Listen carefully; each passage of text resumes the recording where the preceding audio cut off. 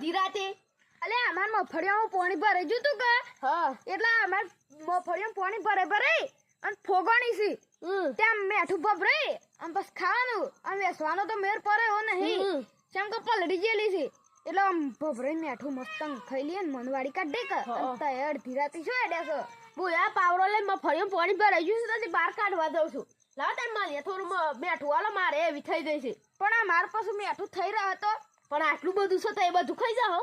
અલ્યા થોડું એક હાલો આટલું ચાલશે હવ હું એ મેઠા ભેગી આ મિલાઈને ખાઈ જાઉં કે અમે વેસવાનો મેર આપવાનો છે નહીં એક મેઠા ભેગું મિલાઈને ખાઈ દઉં હા આપણો બે મન વળી જાય કે હવ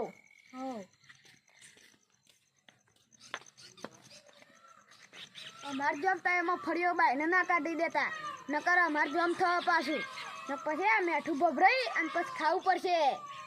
અરે અમે કરીએ એમ કરતા નહીં અને અમારો વિડીયો ગમતો હોય ને તો લાઈક ફોલો કરી દેજો પાછા